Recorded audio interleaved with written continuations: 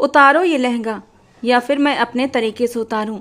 राजवीर बेहद गुस्से से दहाड़ा तो 18 साल की प्रिया काँप कर रह गई। प्लीज़ सर, ऐसा मत करें, छोटा समझकर माफ़ कर दें। मगर राजवीर पर तो जुनून सवार था।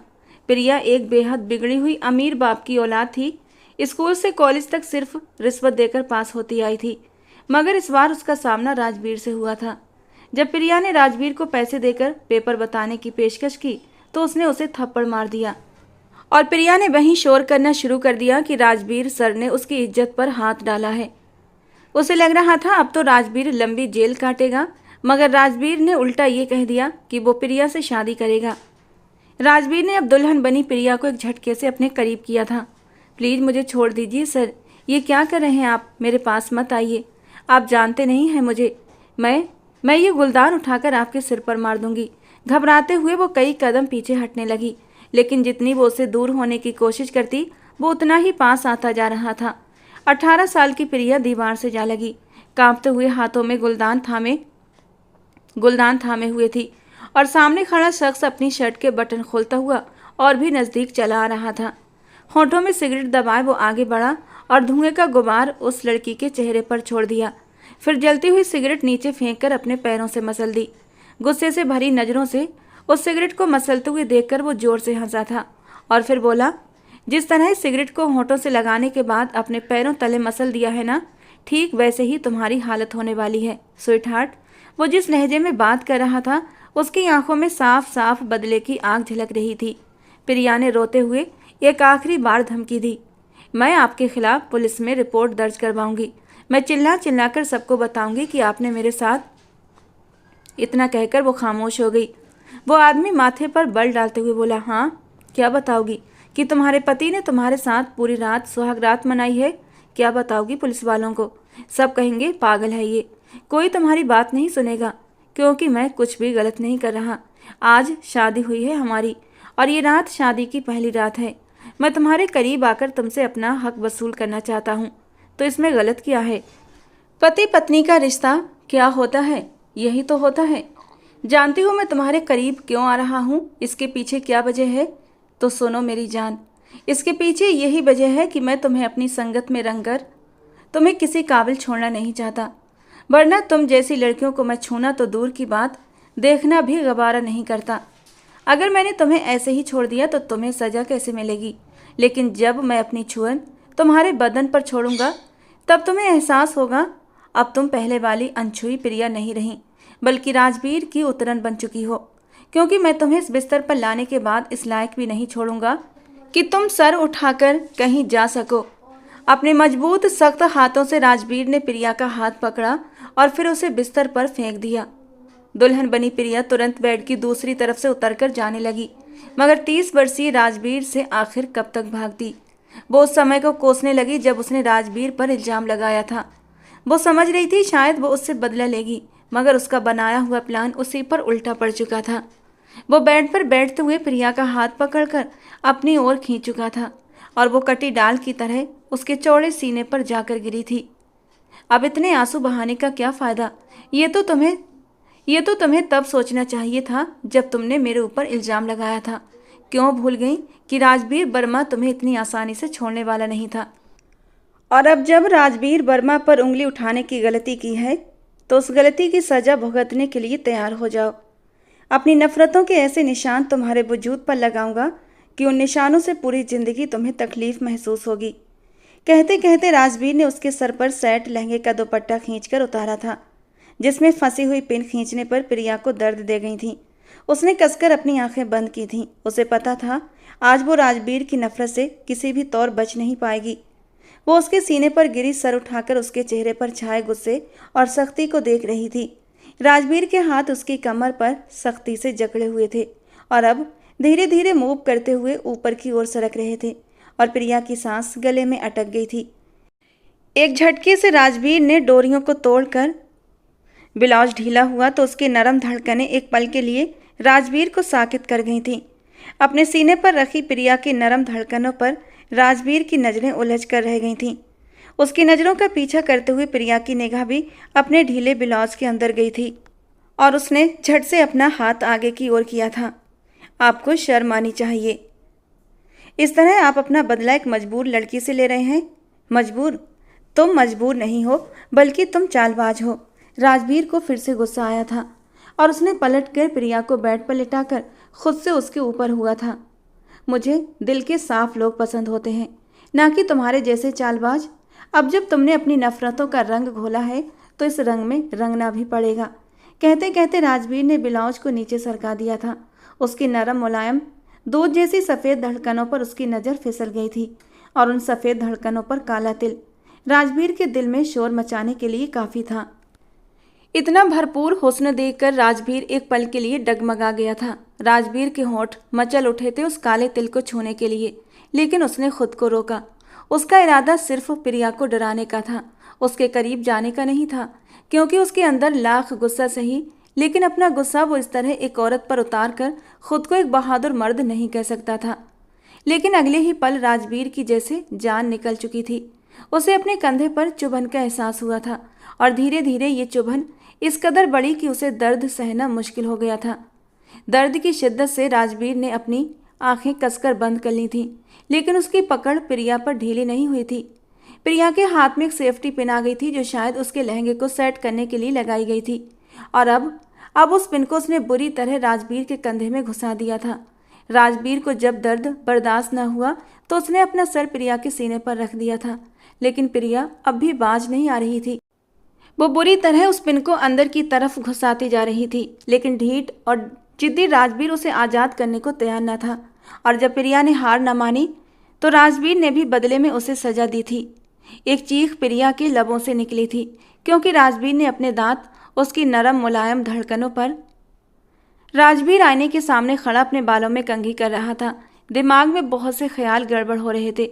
जब उसे यूं ख्यालों में खोया देखकर राजवीर की माँ सुषमा जी, जो लगातार उससे बातें कर रही थी, उसे चुप देखकर पीछे आकर खड़ी हो गई और अपने बेटे के कंधे पर हाथ रख दिया। राजवीर तुरंत ख्यालों की दुनिया से बाहर आ गया। अपनी माँ को पीछे खड़ा देखकर वो हैरान हुआ था, लेकिन फिर खुशी और हैरानी के साथ बोला, अरे मामा, आप यहाँ क्या कर रही हैं? डॉक्टर ने आपको रेस्ट करने के लिए बोला है ना, तो आप बिल्कुल भी बिस्तर से ना उठें। किस लिए उठकर आई हैं आप यहाँ पर? हाथ में वो राजवीर की घड़ी पकड़े हुए थी और दूसरे हाथ में उनकी छड़ी थी। वो कहने लगी, बेटा क्या करूँ, डॉक्टर तो बस बिना वजह ही कुछ न कुछ कहते रहते हैं। देखो, मैं तो बिल्कुल ठीक हूँ। राजवीर अपनी माँ को कंधों से थाम कर बिस्तर पर बिठा चुका था। उम्र के साथ साथ उन्हें कई बीमारियां लग चुकी थीं। हर वक्त हल्का हल्का बुखार और शरीर में दर्द रहता था, जिसकी वजह से डॉक्टर ने उन्हें इलाज के बाद आराम करने को कहा था। लेकिन अपने बेटे को खुद ही नाश्ता बनाते और फिर घर की साफ सफाई करते देखकर वो अंदर ही अंदर परेशान हो जाती। उन्हें ये बात चैन न लेने देती कि बेटा बाहर भी 10 जगह अपना दिमाग खर्च करके आए और घर आकर फिर से घर की जिम्मेदारियां निभाने लगे। कितनी बार वो राजवीर से कह चुकी थी, बेटा राजवीर, अब तो शादी कर लो।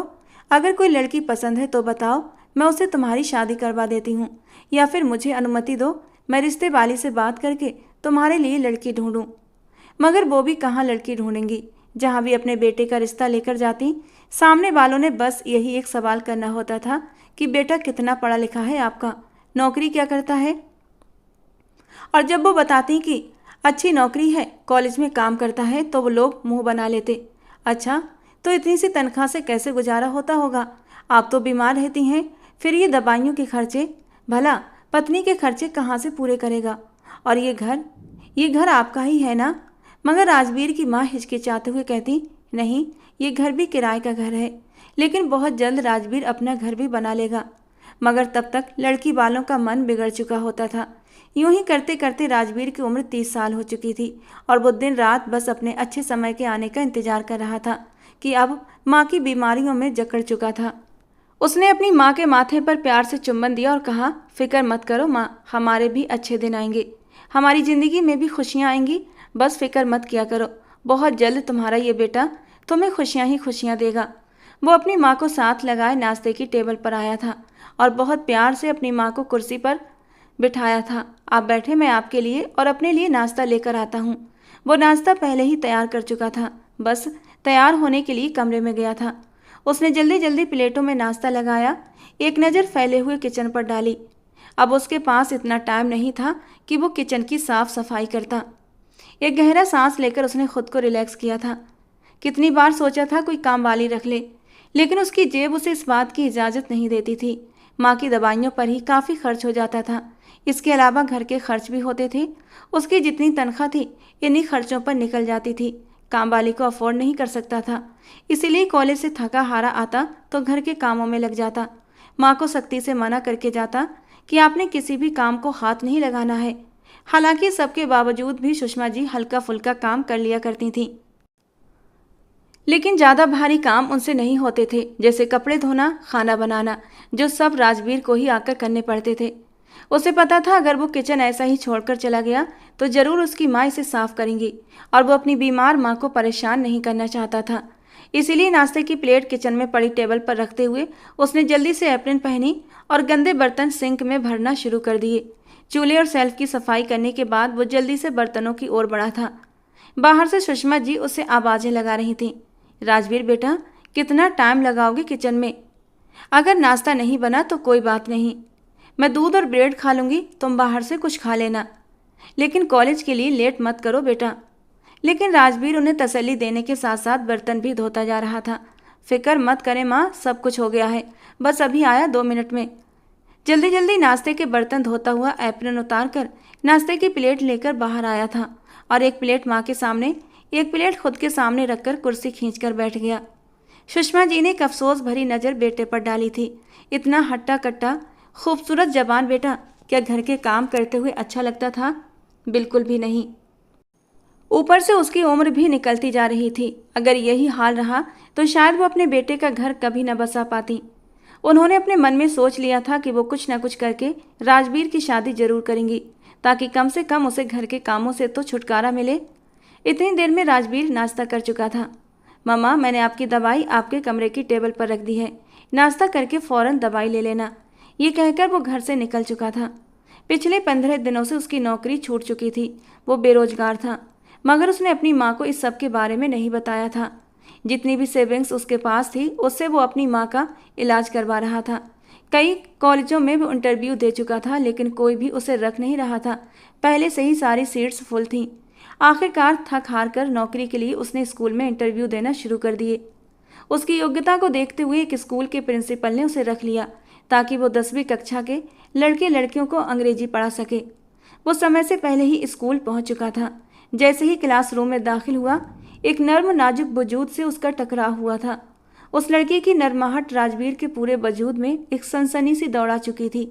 ये पहली बार था जब वो किसी लड़की से इस तरह टकराया था। अगर वो लड़की को अपनी बाहों में संभाल न लेता तो वो लड़की यकीनन जमीन पर गिर चुकी होती। जब उसने उस लड़की को बाहों में संभाला तो वो और भी उसकी बाहों में सिमट गई थी, और उसके इतने करीब आने पर राजवीर का दिल 120 की रफ्तार से धड़का था। इससे पहले कभी किसी लड़की ने उसके इतना करीब आने की कोशिश नहीं की थी, क्योंकि उसकी पर्सनालिटी ही कुछ ऐसी थी। रौबदार, 6 फीट का लंबा चौड़ा कद, मजबूत बॉडी, खिलता हुआ रंग, काले घने बाल और काली घनी मूछों के साथ हल्की हल्की शेप, जो उसकी पर्सनालिटी को और भी रौबदार बनाती थी। कई लड़कियां उसकी खूबसूरत पर्सनालिटी से प्रभावित होकर उसके करीब आने की कोशिश करती थीं, लेकिन उसकी आंखों में कुछ ऐसे भाव होते कि वो अपने कदम फौरन पीछे खींच लेती थीं। ये पहली बार था जब एक जवान हसीन लड़की उससे टकराई थी। वो लड़की अब खुद ही उसकी बाहों से निकलकर खड़ी हो गई थी। राजवीर ने सिर उठाकर देखा तो एक गुलाबी रंगत लिए खूबसूरत लड़की उसके सामने खड़ी थी। अगले ही पल उसने घूर कर राजवीर को देखा और बिना कोई भेदभाव किए कहा, दिखाई नहीं देता कि एक 5 फुट 5 इंच की लड़की सामने से चली आ रही है, और आप इतना सांड जैसा डील डॉल लेकर उससे टकरा गए। आपको पता है मुझे किस कदर चोट लगी है? उसने उसकी मस्कुलर मजबूत बॉडी को सांड का नाम देकर उसे बुरी तरह तपा कर रख दिया था। कुछ बोलने के लिए तैयार हुआ, लेकिन उस लड़की की चलती जबान उसे कुछ बोलने नहीं दे रही थी। ये जो चश्मा अपनी आंखों पर लगाए हुए हैं, लगता है इसका नंबर बढ़ चुका है। बेहतर होगा पहले जाकर अपने चश्मे का नंबर ठीक करवा कर आएं। फिर उसने कहा, ये पानी की बोतल देख रहे हैं आप, जो आपकी टक्कर की वजह से टूटी है? जर्मनी से मेरे चाचा लेकर आए थे मेरे लिए। उस लड़की की बदजबानी पर राजवीर को बहुत तेजी से गुस्सा आया था। वो कहीं से भी 10th क्लास की स्टूडेंट नहीं लग रही थी। एक तो उम्र में भी काफ़ी बड़ी लग रही थी। ऐसा लगता था जैसे उसने एक एक कक्षा में 2-2 बार पढ़ाई की हो। ऊपर से उसने पूरा मेकअप कर रखा था, बाल खुले हुए थे और यूनिफॉर्म इतनी तंग पहनी हुई थी जैसे यूनिफॉर्म नहीं बल्कि कोई फिटनेस क्लास चल रही हो। तमीज से बात करो, सर हूं मैं तुम्हारा, अंग्रेजी पढ़ाने के लिए आया हूं। जहां उसे लगा शायद ये बात सुनकर वो लड़की शर्मिंदा हो जाएगी और उससे माफ़ी मांगेगी, मगर उसने तुरंत अपने नाक पर आने वाले बालों के लट को उड़ाकर कहा, हाँ तो मैं क्या करूं? आपके पैरों में गिर जाऊं या फिर आपसे माफ़ी मांगूं? तो भूल जाइए कि मैं ये सब कुछ करूंगी। पहली बात तो गलती मेरी थी ही नहीं, आप खुद ही सामने से आकर टकराए हैं। और अगर गलती मेरी होती भी तब भी मैं माफ़ी नहीं मांगती। जानते भी हो मैं कौन हूँ? इस स्कूल के मालिक की बेटी हूँ। इस स्कूल को फंड्स देने वाला मेरा पिता है। अब हटिए रास्ते से। सारे स्टूडेंट्स चुपचाप सर झुकाए ये सब देख रहे थे। कुछ के चेहरे पर हैरानी थी तो कुछ के चेहरे पर अफसोस, और कुछ ऐसे स्टूडेंट भी थे जो सर झुकाए दबी दबी स्माइल कर रहे थे। राजवीर ने पूरी क्लास पर एक नज़र डाली थी। उसे अपनी बेइज्जती महसूस हुई थी। उसका जी चाहा अभी खड़े खड़े इस लड़की को इतनी खरी खरी सुनाए कि इसकी अकल ठिकाने आ जाए और नौकरी को लात मारकर चला जाए, लेकिन वो बेबसी से अपनी मुट्ठियां भींच कर रह गया था। उसके पास इस नौकरी के करने के अलावा दूसरा कोई चारा भी नहीं था। जितनी भी सेविंग थी धीरे धीरे खर्च हो रही थी। अगर नौकरी नहीं करता तो माँ का इलाज कैसे करवाता, और इसीलिए वो अपने गुस्से को अंदर ही अंदर पीकर रह गया था। राजवीर ने इससे पहले भी कॉलेज में पढ़ाया था, मगर आज तक किसी बच्चे में इतनी हिम्मत नहीं थी कि उसके सामने निगाहें भी उठा सके। दिल तो उसका यही चाह रहा था 2 थप्पड़ इस लड़की के चेहरे पर जड़ दे, लेकिन आज उसका स्कूल में पहला दिन था और वो कोई तमाशा बनाकर नौकरी से हाथ धोना नहीं चाहता था। उसने बाकी सब बच्चों से परिचय लिया और फिर पढ़ाना शुरू कर दिया। सामने बैठी प्रिया च्युइंगम चबाने लगी और च्युइंगम के बुलबुले बनाने लगी और फोड़ने लगी। बार बार क्लास में डिस्टर्बेंस हो रही थी। प्रिया को ये सब करते देख उसके साथ बैठी उसकी सहेली उसे मना करने लगी। क्या कर रही हो यार, देखो तो सर कितने गुस्से वाले लग रहे हैं, कहीं उन्होंने तुम्हें पकड़कर मुर्गा बना दिया तो। वो अगले ही पल पूरा मुंह खोलकर हंसी थी। कहने लगी, इसके बाप में भी हिम्मत नहीं कि मुझे सजा दे। अपने पिता से कहकर इसे दर दर की ठोकरें न खिलवाऊं तो मेरा नाम भी प्रिया मल्होत्रा नहीं। उसे यूं क्लास में डिस्टर्बनेस करते देख राजवीर पलटकर उसकी ओर देखने लगा। वो एकदम गुस्से से बोला था, खड़ी हो जाओ अपनी सीट पर। क्या तुम्हें किसी ने तमीज नहीं सिखाई? क्लास में बैठने के मैनर्स क्या होते हैं क्या तुम्हें नहीं पता? अगर नहीं पता है तो पहले सीख कर आओ। बाकी स्टूडेंट को देखो और खुद को देखो, अपना हुलिया देखो, अपना यूनिफॉर्म देखो। कहीं से भी तुम स्टूडेंट नहीं लग रही हो। ऐसा लग रहा है जैसे यहाँ कोई मॉडलिंग होनी हो और तुम इसीलिए यहाँ पर आई हो। उतारो अपने होठों से लिपस्टिक और अपने बालों को बांधो। वो उसके लाल अनारी होठों को देखकर बोला था, मगर वो एक झटके से अपनी सीट से उठकर खड़ी हुई थी। एक नज़र उसने पूरी क्लास पर डाली थी क्योंकि स्टूडेंट उसे हल्की स्माइल के साथ देख रहे थे और प्रिया को इसमें अपनी इंसल्ट महसूस हुई थी। वो चलते हुए राजवीर के सामने आकर खड़ी हो गई। दोनों हाथ सीने पर बांध दिए और चिंगम गम तेज तेज चबाते हुए शरारती लहजे में राजवीर को देखकर कहने लगी, क्यों सर, ये मेरी लाल अनारी लिपस्टिक आपको क्या कह रही है? कहीं आपको ये तो डर नहीं लग रहा कि मेरे लाल अनारी होंठ देखकर आपका दिल मचल जाएगा? और मेरे कपड़े पहनने की स्टाइल से आपको क्या तकलीफ है? मैं जैसे चाहूँ वैसे कपड़े पहन सकती हूँ। मुझे तो लगता है कि आप मेरी खूबसूरती देखकर बहकने लगे हैं और आपका मन पढ़ाने में बिल्कुल भी नहीं लग रहा, इसीलिए आप मुझे ये सब कह रहे हैं। उसकी बात पर पीछे बैठे छात्र हैरान होकर उसे देखने लगे, लेकिन राजवीर के सब्र का बांध टूट चुका था। गुस्से में उसने अपनी किताब सामने टेबल पर पटक दी और उसके चेहरे पर एक थप्पड़ जड़ दिया। पूरी क्लास में जैसे सन्नाटा छा गया। आज तक राजवीर ने किसी लड़की पर हाथ नहीं उठाया था। वो तो औरतों की इज्जत करने वाला था, लेकिन जो वो लड़की कह रही थी उसको सजा देना जरूरी था। तुम्हें शर्म आनी चाहिए। अपनी उम्र देखो और अपनी बातें सुनो। तुम जैसी लड़कियां ही वो होती हैं जिनके बारे में कहा जाता है कि अगर एक मछली गंदी हो तो पूरा तालाब गंदा हो जाता है। तुम्हारी वजह से पूरी क्लास खराब हो रही है। जानती हो कि जो स्टूडेंट बैठे हैं उनके लिए इस समय कितना कीमती है, और तुम हो कि उन्हें पढ़ाई से डिस्टर्ब कर रही हो, और तुम्हें इसकी सज़ा जरूर मिलेगी। वो लड़की एक झटके से बाहर नहीं आ पाई थी कि राजवीर ने उसका हाथ पकड़कर सीधे प्रिंसिपल के ऑफिस में ले जाकर जोर से धक्का दिया था। वो नीचे गिरते गिरते बची थी, लेकिन जल्दी ही खुद को संभाल कर खड़ी हुई थी। आपने बहुत गलत किया है, इस तरह मेरे साथ बदतमीजी से पेश आकर। आपको इसकी सज़ा जरूर मिलेगी। प्रिया की आंखों से गुस्से की लपटें निकल रही थीं। आज तक किसी टीचर की हिम्मत नहीं हुई थी कि वो प्रिया के मुंह लग सके, राजवीर एक ऐसा पहला इंसान था जिसने प्रिया के गाल पर न सिर्फ थप्पड़ रखा था, बल्कि उसे खींचता हुआ प्रिंसिपल के ऑफिस में भी लेकर आया था। ऑफिस इस वक्त फिलहाल खाली था। राजवीर कुछ बोलने ही वाला था, तभी ऑफिस में प्रिंसिपल आते हुए दिखाई दिए। ऑफिस में प्रिया को देखकर एक पल के लिए प्रिंसिपल भी हैरान हुए थे। उन्होंने अपने नए टीचर राजवीर वर्मा की तरफ देखा, सवालिया नज़रों से देखा। राजवीर प्रिंसिपल से कुछ कहने ही वाला था कि तभी गुस्से में प्रिया ने प्रिंसिपल के ऑफिस के टेबल पर रखी सभी फाइलें, लैपटॉप और हर चीज़ उठाकर ज़मीन पर पटक दी और चिल्लाते हुए दोनों हाथ टेबल पर रखे और गुस्से से बोली, ये कैसा टीचर रखा है आपने?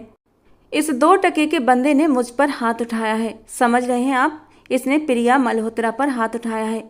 ये होता कौन है मुझ पर हाथ उठाने वाला? मैं चाहूँ तो इसके साथ जो चाहूँ करूँ, क्लास में जो चाहे करूँ या इसे जितना चाहूँ तंग करूँ। क्या आपने इसे बताया नहीं कि जिस क्लास में ये लेक्चर देने आ रहे हों वहाँ मैं मौजूद हूँ? उसकी हठधर्मिता और जिद की कोई हद नहीं थी। राजवीर का दिमाग चकरा गया। प्रिंसिपल भी उसके सामने पसीने से तर हो गया और घबरा कर बोला, प्रिया बेटा कोई बात नहीं, ये यहाँ पर नए आए हैं, तुम्हारे टीचर हैं, तुमसे अच्छा व्यवहार करना चाहिए। हर किसी का मिजाज ऐसा नहीं होता कि वो तुम्हारे मजाक को सह लें, लेकिन हाँ मैं इसे समझा दूंगा, आगे से ये तुमसे कुछ नहीं कहेगा। वो राजवीर के सामने खड़ी होकर उसे नज़रअंदाज करती रही और बोलती रही, इसे समझा दो, अगर इसने मुझ पर फिर हाथ उठाया तो ये हाथ फिर कभी सही नहीं रहेंगे। ये कहकर वो वहाँ से गुस्से से पैर पटकती चली गई, जबकि राजवीर तो हक्का बक्का खड़ा रह गया। उसे तो लगा कि प्रिंसिपल प्रिया को सख्त सजा देंगे, लेकिन यहाँ तो प्रिंसिपल खुद ही प्रिया के सामने पसीने पसीने हो गया था। प्रिंसिपल उसे समझाने लगे, बेटा देखो, इस लड़की को कुछ मत कहना, इससे उलझने का मतलब है खुद को तबाह और बर्बाद करना। तुमसे पहले भी एक टीचर ने इसको बस जरा सा डांट दिया था और उसने वो हंगामा किया कि बेचारी की नौकरी भी चली गई थी। इसके बावजूद भी इसने अपने बाप से कहकर उसकी कहीं और भी नौकरी नहीं लगने दी थी। यहाँ तक कि बेचारी ने इस लड़की के सामने हाथ जोड़कर माफ़ी मांगी थी। तब कहीं जाकर इस लड़की का गुस्सा शांत हुआ था और उसे वापस नौकरी पर रखने की बात हुई थी, लेकिन वो भी खुददार थी। उसने इस कॉलेज में नौकरी नहीं की और किसी दूसरे कॉलेज में नौकरी कर ली। राजवीर हैरानी से आंखें फाड़े प्रिंसिपल के मुंह से ये कहानी सुन रहा था। उसे विश्वास नहीं हो रहा था कि एक छटांग भर की लड़की इस कदर बदतमीज और मुंहफट हो सकती है। प्रिंसिपल आगे कहने लगे, जो हो रहा है होने दो, तुम बस बाकी बच्चों को पढ़ाओ। ये बिगड़े हुए बाप की बिगड़ी हुई औलाद है, और औलाद भी ऐसी जो अपने बाप की जान है। इसका बाप इसकी आंख में एक आंसू भी नहीं देख सकता। ये नहीं होना चाहिए कि इसका बाप तुमसे दुश्मनी कर ले। राजवीर के लिए ये नौकरी बहुत ज़रूरी थी। अगर ज़रूरी नहीं होता तो वो कब का छोड़कर जा चुका होता, लेकिन मजबूरी थी। मजबूरी में सर हाँ में हिलाता वो दोबारा से क्लास में आ गया था। लेकिन ये भी भगवान की कृपा थी कि अब प्रिया क्लास में नहीं थी और उसने सुकून से बाकी क्लास को पढ़ाई कराई थी। लेकिन कहीं ना कहीं प्रिया का व्यवहार उसके दिमाग में बैठ चुका था। वो लाख कोशिशों के बावजूद भी अपने अंदर के गुस्से को काबू नहीं कर पा रहा था। उसका बस नहीं चल रहा था कि उस बदतमीज लड़की को अभी के अभी सबक सिखा दे। उस दिन जब वो घर आया तो उसका दिमाग गुस्से के मारे घूम रहा था, लेकिन उसने अपनी माँ पर यह बात जाहिर नहीं होने दी। वहीं दूसरी तरफ प्रिया के अंदर आग से भड़क चुकी थी। घर जाकर भी वो बार बार अपने गाल को मसलती रही। कहने लगी, राजवीर सर, मैं इतनी आसानी से आपको छोड़ने वाली नहीं। आपने मुझ पर हाथ उठाया, अब देखती हूँ मैं आपको इतना तंग करूँगी कि आप या तो स्कूल छोड़कर भाग जाओगे या फिर मुझसे हाथ जोड़कर माफ़ी मांगोगे। कहते हुए उसने पास रखा गुलदान सामने शीशे पर दे मारा था। तेज आवाज पर उसका बाप विजय मल्होत्रा कमरे में आया था। क्या हुआ प्रिया बेटा, तुम ठीक तो हो ना? आज किस बात पर गुस्सा है मेरी जान को?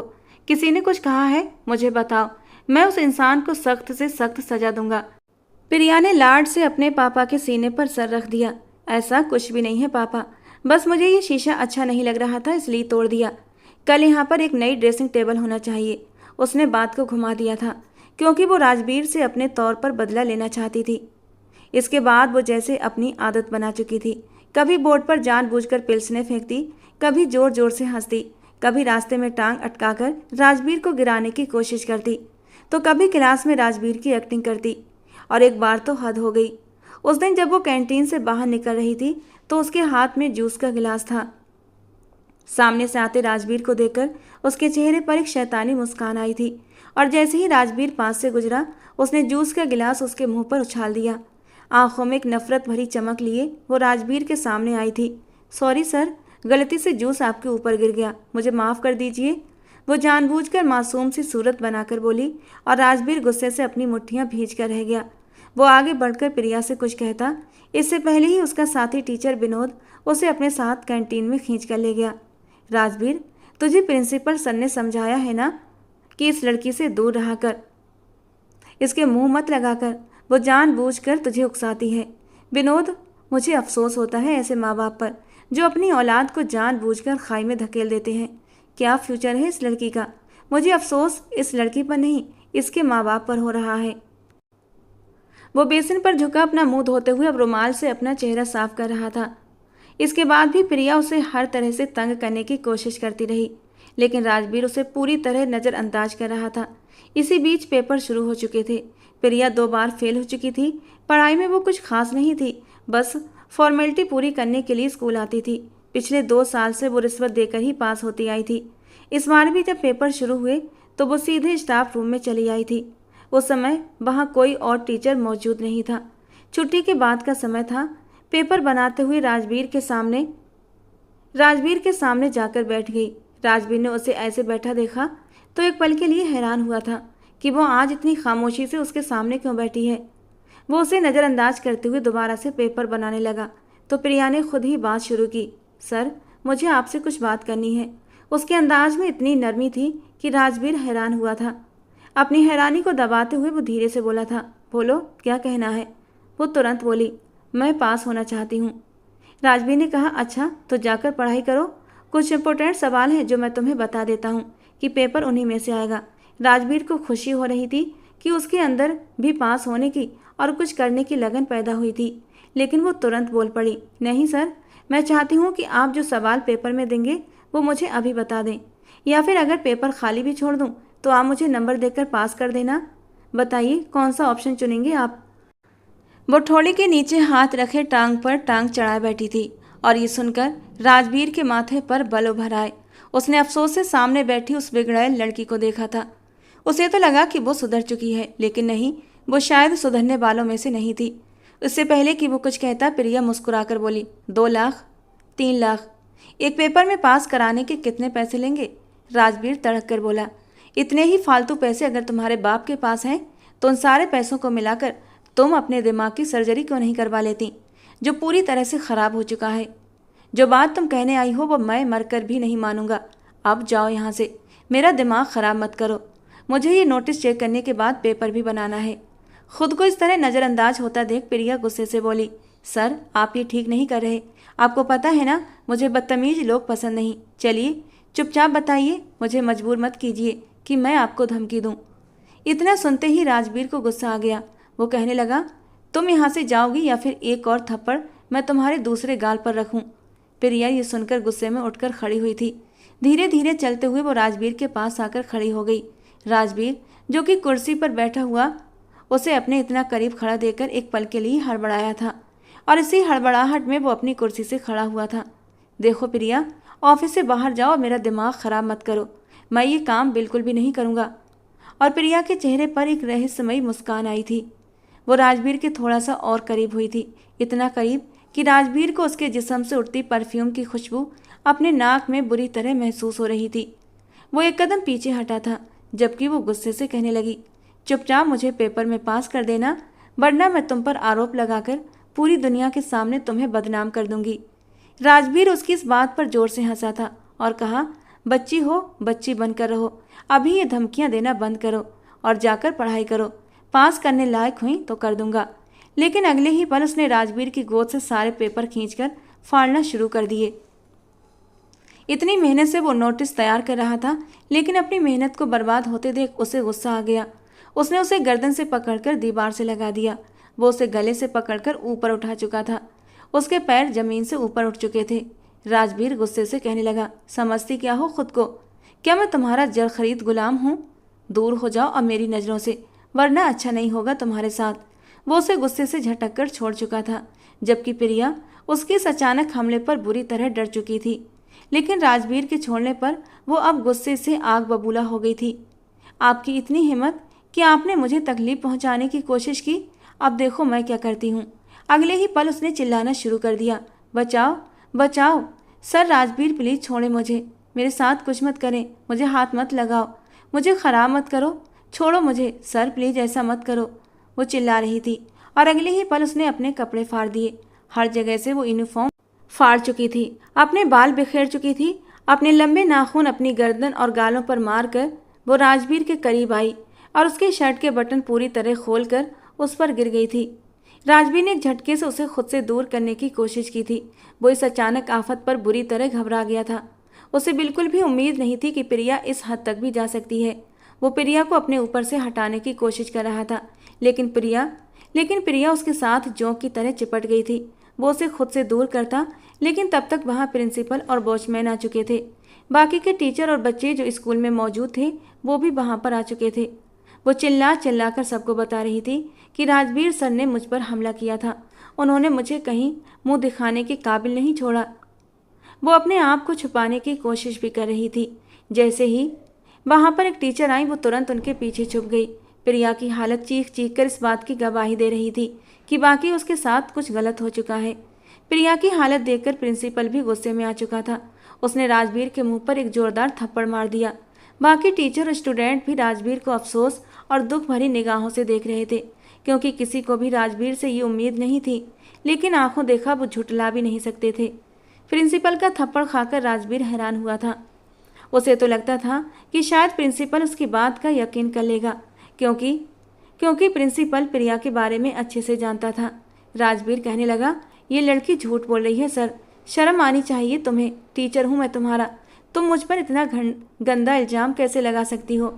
मैं सच कह रहा हूँ सर, ये मुझसे रिश्वत की बात कह रही थी कि मैं इसे पेपर्स में ऐसे ही पास कर दूँ। जब मैंने इनकार किया तो इसीलिए ये गंदे हथकंडे अपनाने लगी।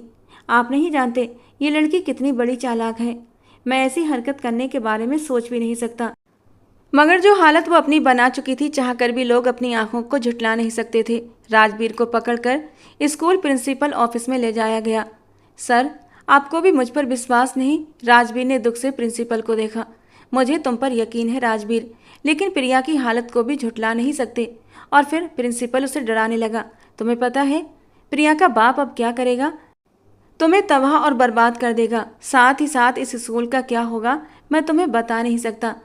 प्रिया तो ड्राइवर के साथ रोते हुए सीधे अपने घर चली गई थी, और घर जाकर भी उसने अपने बाप के सामने रोते हुए यही कहा कि सर ने मेरे साथ बदतमीजी करने की कोशिश की है। राजवीर अभी तक प्रिंसिपल ऑफिस में मौजूद था जब प्रिया का बाप आंधी तूफान की तरह ऑफिस में आया।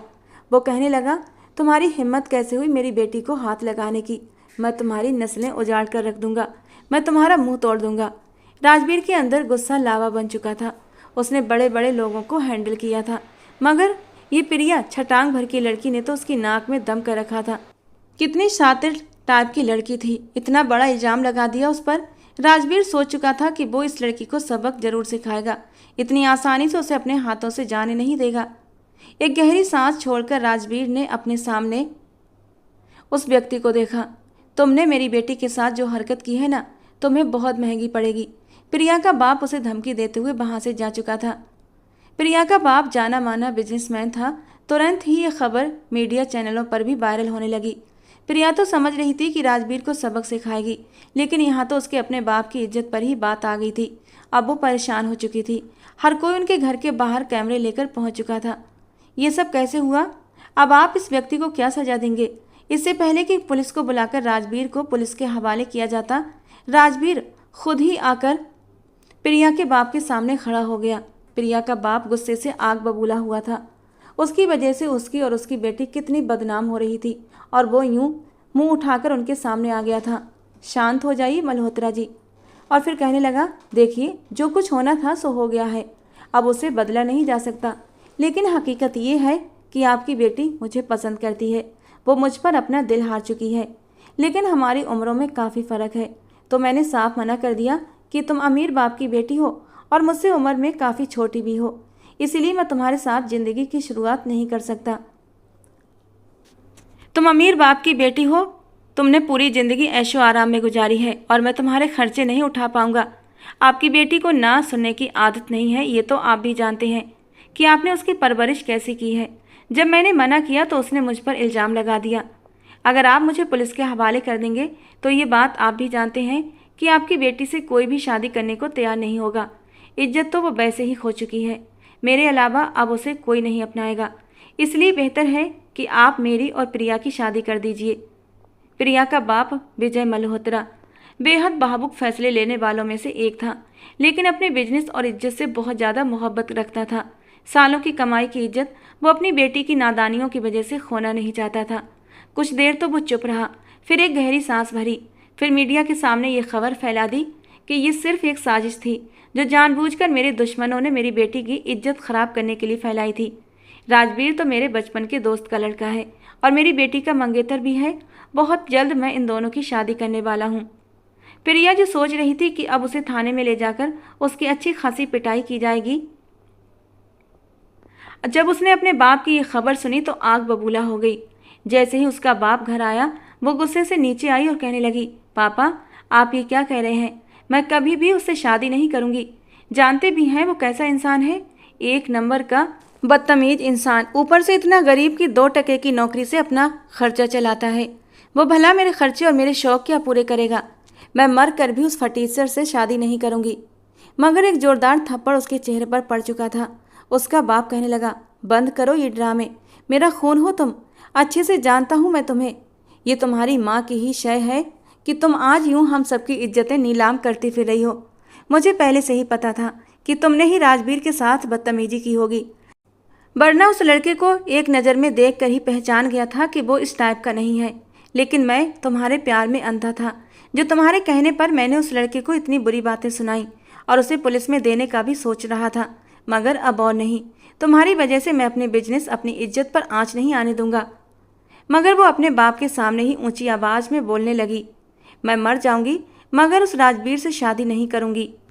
वो कहीं से भी मेरे बराबर नहीं है। आप बाप हैं या मेरे दुश्मन। आप जैसे बाप से तो अच्छा मैं बिना बाप की होती। अपने बाप के सामने जब उसने बदतमीजी की तो उनका हाथ सीधे दिल पर गया था। बेटी का ये अक्खड़ और बदतमीज अंदाज देखकर उन्हें अपनी गलती पर अब सख्त पछतावा हुआ था। काश उन्होंने शुरू से ही उसे इतनी ढील न दी होती तो आज ये नौबत न आती। दर्द की एक तेज लहर उनके दिल में उठी थी और एकदम से वो नीचे जमीन पर गिर पड़े थे। बाप को गिरते देख प्रिया भी एकदम से घबरा गई थी और तुरंत आगे बढ़कर उन्हें उठाने लगी। पापा पापा आंखें खोलो, क्या हो गया आपको? उसके चीखने पर घर के बाकी लोग भी जमा हो गए थे। उन्हें तुरंत अस्पताल ले जाया गया। डॉक्टर ने कहा कि इन्हें हार्ट अटैक आया है। अगर समय पर न लाया गया होता तो मामला बिगड़ सकता था। रोती हुई प्रिया उनके पास आई और उन्होंने बस इतना कहा था, बस अगर तुम राजवीर से शादी करती हो तभी मेरी बेटी कहलाओगी, वरना मेरा तुमसे कोई लेना देना नहीं। समझो तुम्हारा बाप तुम्हारे लिए मर गया। प्रिया उस वक्त पछताने लगी जब उसने इतना गंदा इल्जाम राजवीर पर लगाने का सोचा था। उसने रोते हुए राजवीर से शादी के लिए हाँ कर दिया था और ये सुनकर विजय मल्होत्रा के दिल को एक सुकून मिला था, क्योंकि वो जानते थे राजवीर एक ऐसा इंसान है जो उनकी बिगड़ी बेटी को लाइन पर ला सकता है। विजय मल्होत्रा के बुलाने पर राजवीर भी हॉस्पिटल आया था। प्रिया जो अपने बाप का हाथ थामे उनके सिरहाने बैठी हुई थी। राजवीर को उसने एक नफरत भरी नज़र देखा था, लेकिन राजवीर ने उसे नज़रअंदाज कर दिया और विजय मल्होत्रा के सामने जाकर खड़ा हो गया। मैं अपनी बेटी की शादी तुम्हारे साथ करने के लिए तैयार हूँ राजवीर, तुम जब चाहे बारात लेकर आ सकते हो। और प्रिया दुख से अपनी आंखें बंद कर गई थी। उसका बस नहीं चल रहा था, या तो खुद को ख़त्म कर ले या सामने खड़े इस इंसान को। वे घर वापस आ चुके थे। वहीं राजवीर भी अपने घर पहुंचा था। एक गहरी सांस लेकर अपनी माँ को बताया कि वो शादी करना चाहता है। राजवीर की माँ के चेहरे पर खुशी की लहर आई थी, लेकिन जब राजवीर ने उन्हें पूरे मामले के बारे में बताया तो वो उदास हो चुकी थी। कहने लगी, बेटा तो ऐसी लड़की से शादी कैसे कर सकता है जिसने पहले तेरी इज्जत नहीं की, वो शादी के बाद क्या करेगी? मगर राजवीर ने उन्हें समझा दिया कि इज्जत तो वैसे ही करेगी कि आप देखती रह जाएंगी। ऐसी लड़की को कैसे सुधारा जाता है मैं अच्छे से जानता हूँ। अपने बाप के हार्ट अटैक के बाद वो शादी के लिए मान चुकी थी और कुछ ही दिनों बाद राजवीर और प्रिया की शादी हो गई। शादी के बाद दहेज में एक बंगला, कार और अपनी कंपनी में नौकरी की ऑफर भी दी गई थी। वो जानते थे उनकी बेटी कभी भी उस मिडिल क्लास घर में नहीं रह सकती, मगर राजवीर ने हर चीज़ लेने से इनकार कर दिया। वो कहने लगा, मैं आपकी बेटी को ब्याह कर ले जा रहा हूँ, मुझे आपकी माल दौलत और नौकरी की कोई ज़रूरत नहीं। प्रिया मुझसे प्यार करती है और प्रिया वहीं रहेगी जहाँ मैं रहता हूँ। ये कहकर राजवीर ने प्रिया के नाजुक हाथ को अपने हाथ में इतनी मजबूती से पकड़ लिया कि वो सिसक उठी। ये सोचकर प्रिया की सांसें थम सी गई थीं कि उस घर में जाने के बाद राजवीर उसके साथ कैसा बर्ताव करेगा। वो विदा होकर राजवीर के साथ घर की तरफ आ रही थी। जैसे ही राजवीर उसके पास कार में आकर बैठा, वो तुरंत मुंह बनाकर उससे दूर हटने लगी। वो यही सोच रही थी कि शायद जैसे स्कूल में उस पर दबाव डालती थी, ठीक वैसे ही अब उसको अपने दबाव में रखेगी।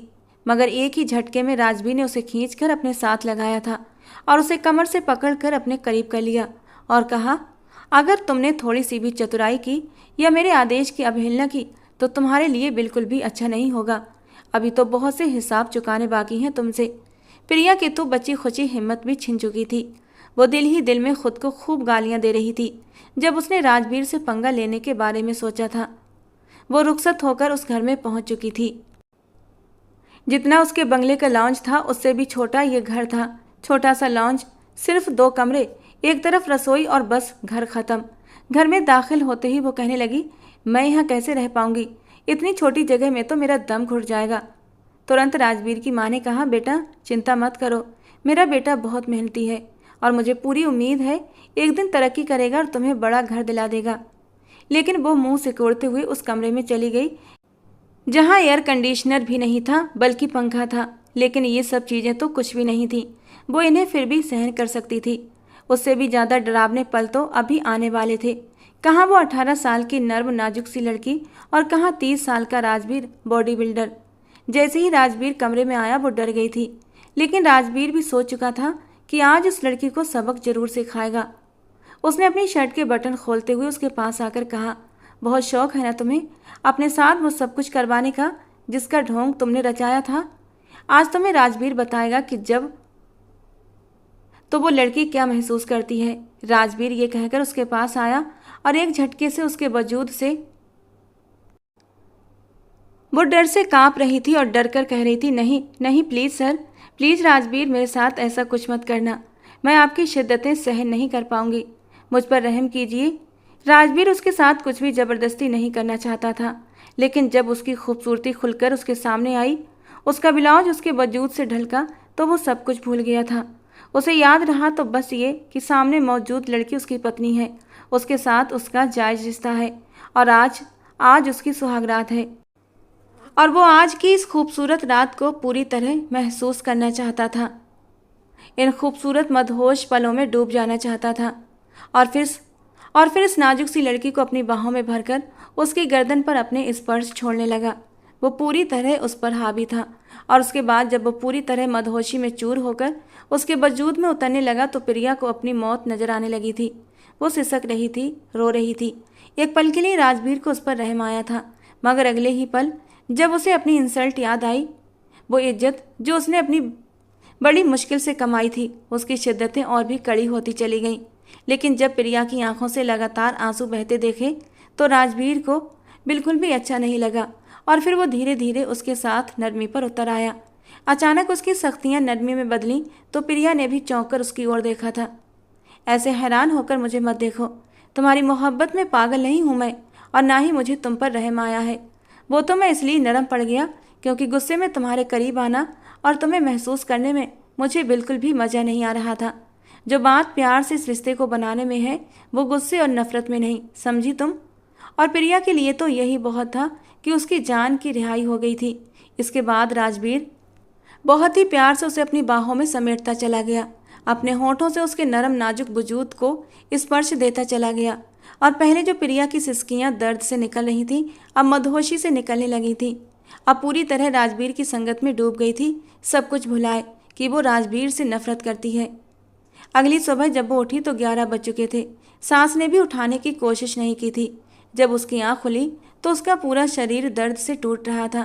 पिछली रात के पल उसे याद आने लगे जब शुरुआत में राजवीर उसकी तरफ गुस्से और नफरत से करीब आया था। उसकी दी हुई तकलीफ को सोचकर गुस्से से वो फिर से भर उठी थी। एक नज़र उसने खुद को आईने में देखा तो गर्दन पर लाल निशान दिखे। एक बार फिर बदले और गुस्से के मिले जुले एहसास से उसकी आंखों में आंसू आने लगे। वो खुद से कहने लगी, राजवीर क्या समझ रहे थे तुम? इतनी जल्दी मुझे हरा दोगे? हरगिज नहीं। अगर मैं तुम्हारे साथ शादी करके इस घर में आ गई हूँ तो सिर्फ और सिर्फ अपने बाप की वजह से आई हूँ। मगर अब मैं तुम्हें बताऊंगी कि मुझसे उलझना तुम्हें कितना महंगा पड़ सकता है। ये सोचकर वो फ्रेश होकर बाहर आई थी। राजवीर की गैर मौजूदगी में उसने राजवीर की माँ के साथ बदतमीजी करने के बारे में सोचा था। वो उसके जरिए बदला लेना चाहती थी। बाहर आई तो राजवीर पहले से ही एक जॉब इंटरव्यू के लिए घर से निकल चुका था। अब वो शादीशुदा था तो जिम्मेदारियां और खर्च भी बढ़ चुके थे, इसीलिए वो किसी अच्छी जॉब की तलाश में था। सास ने उसके सामने पराठा और ऑमलेट लाकर रखा तो वो गुस्से से उस खाने को झटक गई।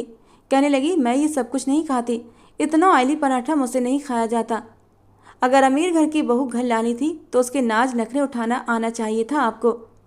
वो गुस्से और तिरस्कार से कहने लगी, लेकिन सुषमा जी ने उसकी बातों का बुरा नहीं माना था, क्योंकि वो जानती थी वो अमीर बाप की नाजो पली बेटी है। साथ ही साथ राजवीर ने उन्हें यह भी बता दिया था कि वो कितनी जिद्दी और बदतमीज है, और सुषमा जी को पता था ऐसे बच्चों को लाइन पर कैसे लाया जाता है। बताओ बेटा, क्या खाओगी फिर? तो उसने मुंह बनाते हुए कहा, मुझे ताज़ा फलों का जूस पीना है, इसके बाद मैं सोचूंगी कि नाश्ते में क्या लेना है। सास थोड़ा सा शर्मिंदा होने लगी, क्योंकि घर में तो फल मौजूद ही नहीं थे। जितना हो सका था उसने राजवीर की माँ को खूब बातें सुनाई, मगर वो चुपचाप सुनती रहीं ताकि बेटे का घर बर्बाद ना हो। शाम को राजवीर घर आया तो अपनी माँ को किचन में काम करते देख उसने प्रिया को बुलाया और कहा, बस हो गई ना शादी, अब ये घर और किचन सबकी जिम्मेदारी तुम्हारे ऊपर है। आगे से मुझे मेरी माँ किचन में दिखाई न दे। खाना बनाओ सबके लिए और लेकर आओ। ये तुम्हारे बाप का घर नहीं है कि तुम बिस्तर तोड़ती रहो। प्रिया अगले ही पल खूंखार नज़रों से उसे देखकर बोली, मुझसे नहीं बनती रोटी और ना ही मुझे बनाना आती है। उसने भी उसे घूर कर देखा और कहा, क्यों, तुम्हारी माँ ने तुम्हें नहीं सिखाया? सिर्फ यही सिखाया कि शरीफ लड़कों पर कैसे आरोप लगाकर उनकी इज्जत खराब की जाती है। प्रिया जोर से चिल्लाई, खबरदार मेरी माँ के खिलाफ कुछ भी बोला तो। फिर राजवीर की माँ उसे शांत करने लगी, लेकिन उसने प्रिया को पकड़कर किचन में ले जाकर सैल पर पटक दिया और कहा, सब्जी बनाकर लेकर आओ। राजवीर का गुस्सा देखकर जैसे सब्जी बनी वो बनाकर बाहर ले आई, लेकिन उसमें मिर्च और नमक इतना ज़्यादा था कि वो खाने के लायक नहीं था। राजवीर ने अपने और अपनी माँ के लिए बाहर से खाना ऑर्डर कर दिया, लेकिन प्रिया के सामने वही खाना रखा और कहा, तुम यही खाओगी, यही तुम्हारी सज़ा है। पहले तो गुस्से में प्रिया वो खाना खाने से मना करने लगी, लेकिन जब भूख के मारे पेट में चूहे कूदने लगे तो उसे वही खाना खाना पड़ा। कुछ ही दिनों में वो सीधी हो चुकी थी। राजवीर की माँ ने उसे धीरे धीरे घरदारी भी सिखाई, जिसे सीखने में उसे खूब रोना पड़ा। राजवीर हर रात उसे वो पल याद दिलाता जब उसने उस पर वो गंदा आरोप लगाया था। 2 महीने बीत चुके थे, लेकिन अभी तक दोनों के बीच अंडरस्टैंडिंग नहीं हो पाई थी। जिद और जुनून ने दोनों को बस एक दूसरे के खिलाफ खड़ा कर दिया था। राजवीर की माँ ये सब देखकर परेशान रहती थी। वो तो अपने बेटे की खुशियाँ देखना चाहती थी। एक दिन उसने राजवीर को समझाया जब वो ऑफिस से वापस लौटा था, बेटा बस कर दो इस जिद को। इस लड़की को तुमने जितनी सजा देनी थी दे दी। देखो तो अमीर बाप की बिगड़ी हुई बेटी अब कैसे पूरे घर को संभाल रही है। पहले जो एसी का रोना रोती थी अब चुपचाप बिना पंखे के भी सो जाती है। जो दाल सब्जी बनी हो चुपचाप खा लेती है। तुम्हें नहीं लगता कि अब तुम्हें इसके साथ और ज़्यादा सख्ती नहीं करनी चाहिए? वो भोली है, बच्ची है, बस गलती हो गई उससे। जिस माहौल में वो रहती थी उसे वहाँ यही सिखाया गया था। तुम तो बड़े हो, समझदार हो और मेरी औलाद हो। राजवीर अपनी माँ की बात पर सिर हिला गया। सास के लिए परहेजी खाना बनाने के बाद वो बाहर निकली और राजवीर से कहने लगी, बताइए अब आपके लिए क्या बनाना है? कमर पर हाथ टिकाकर नखरीले अंदाज में बोली थी। जब राजवीर ने उसे देखकर कहा, आज मेरा मूड बाहर खाना खाने का है, तुम तैयार हो जाओ तो मैं भी बाहर लेकर चलता हूँ। काफ़ी समय से उसने बाहर की हवा नहीं देखी थी। कहाँ रोज रोज बाहर टहलकदमी करने वाली अब कई महीने बीत जाने के बाद भी बाहर नहीं गई थी। राजवीर के ऑफर पर वो एकदम से खुश हो गई और तुरंत चेहरे पर मुस्कान आई। उसे मुस्कुराते देख राजवीर भी मुस्कुरा दिया था। कुछ देर बाद वो तैयार होकर बाहर आई। बहुत खूबसूरत लग रही हो। राजवीर उसे लेकर बाहर घूमने गया। एक अच्छे से होटल में उन्होंने खाना खाया। थोड़े बहुत गिले शिकवे भी हुए, लेकिन शायद प्रिया को अब समझ आ गया था। उसके लिए यही सज़ा काफ़ी थी कि वो अपने आलिशान घर को छोड़कर राजवीर के साथ उसके छोटे से घर में रह रही थी और इसी पर राजी भी हो चुकी थी। पढ़ाई का उसे बिल्कुल भी शौक नहीं था, लेकिन राजवीर ने ज़बरदस्ती उसका एडमिशन करवाया था। पढ़ाई के मामले में सख्ती बरती और कहा, मैं कोई गवार अनपढ़ बीबी अपने साथ नहीं रखूँगा। बीबी मेरी पढ़ी लिखी ही होगी, तभी इस घर में रहेगी। वरना तुम्हारा खाना पीना इस घर में बंद कर दूंगा। वो हमेशा ऐसी ही धमकियां देता था और वो डरकर उसके हर आदेश को मानती रहती थी, जो बाद में उसके लिए अच्छा साबित होता था। प्रिया के दिल में भी राजवीर के लिए प्यार के अंकुर फूटने लगे थे, क्योंकि जिस रात भी राजवीर उसे अपनी बाहों में लेकर नहीं सोता था, उसे नींद नहीं आती थी और प्रिया को एहसास हो गया था कि उसे राजवीर की लत लग चुकी है। राजवीर देर रात तक कॉलेज का काम करता था और प्रिया उसकी बाहों में सोने के लिए मचलती रहती थी, लेकिन होठों से कुछ न कहती। राजवीर उसकी तड़प को महसूस करता था और चोरी चोरी उसे देखकर उसकी हालत का मजा लेता था। और एक दिन तो प्रिया के सब्र का बांध टूट गया, जब रात का 1 बज चुका था और वो सोने के लिए लेट ही नहीं रहा था। और तब गुस्से से प्रिया सारे पेपर समेटकर एक तरफ रखे और उसकी बाहों में समाते हुए उसके चौड़े सीने से लगकर लेट गई। कितना सुकून था इन पलों में, कोई प्रिया से पूछता। इतना सुकून तो उसे अपने आलीशान महल के नरम मुलायम गुदगुदे बिस्तर पर भी नहीं मिलता था, जो सुकून उसे राजवीर की बाहों में एक छोटे से बेड पर मिलता था। राजवीर ने भी उस जिद्दी और थोड़ी सी बेवकूफ़ लड़की को अपने सीने से भींचकर अपने होंठ उसके माथे पर रख दिए थे। इस बात में अब कोई शक नहीं था कि वो उससे प्यार करने लगी थी। अब जब भी वो उसे डांटता, सख्ती करता, तो उसके पीछे छुपा हुआ प्यार सोचकर वो मुस्कुरा देती थी। राजवीर उसे मुस्कुराते देखकर कमर में हाथ डालकर उसे अपने करीब ले आता। मैं तुम्हें डांट रहा हूँ और तुम मुस्कुरा रही हो। और अगले ही पल वो उसके होंठों पर अपने होंठ रख देता। खट्टी मीठी शरारतों ने जिंदगी में जैसे सुकून भर दिया था। कुछ दिन बाद ही खबर मिली कि प्रिया माँ बनने वाली है। प्रिया तो बहुत खुश थी, क्योंकि उसे बच्चों से बेहद लगाव था, मगर राजवीर परेशान हो चुका था।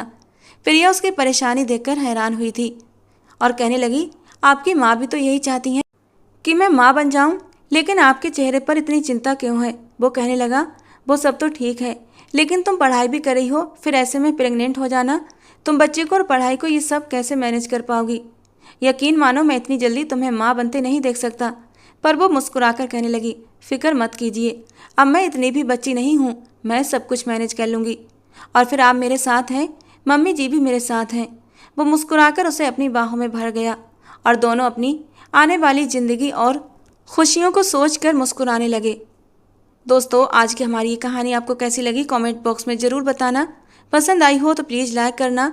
रोज़ एक नई और रोमांटिक कहानी सुनने के लिए हमारे चैनल को सब्सक्राइब करना। मिलते हैं दोस्तों अगली किसी नई और रोमांटिक कहानी के साथ।